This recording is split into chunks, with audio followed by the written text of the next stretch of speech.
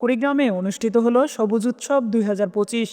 স্থানীয় স্বেচ্ছাসেবী সংগঠন অরণ্য এর আয়োজনে রবিবার দুপুরে মধ্যকুমরপুর গার্লস স্কুল অ্যান্ড কলেজে প্রায় শতাধিক শিক্ষার্থীর মাঝে গাছের চারা বিতরণ করা হয়।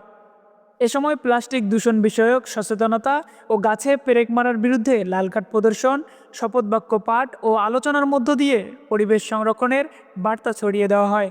আমি শপথ করতেছি যে বেশি বেশি বৃক্ষরোপণ করব। যে বৃক্ষটি রোপণ করব সেটির যত্ন নিব।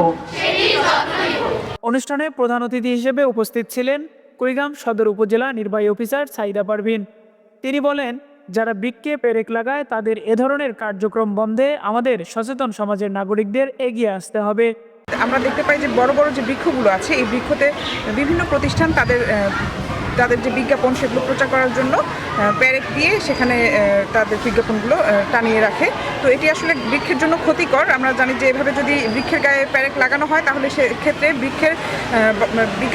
বৃক্ষ বৃদ্ধি পায় না এবং বৃক্ষের বিকাশ বাধাগ্রস্ত হয় এবং পাশাপাশি একসময় দেখা যায় যে বৃক্ষটা কিন্তু মৃত্যুবরণ করে।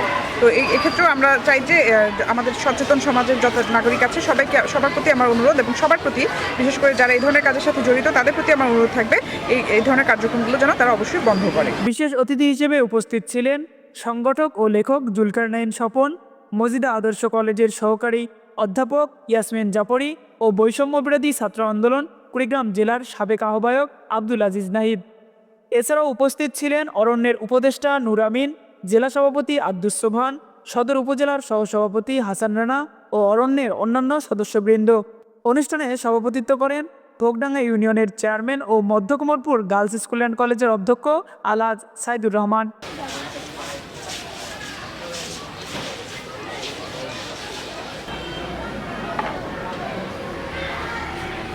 আব্দুল্লাহ আলামিন, নিউজ ডেস্ক, তৃণমূল।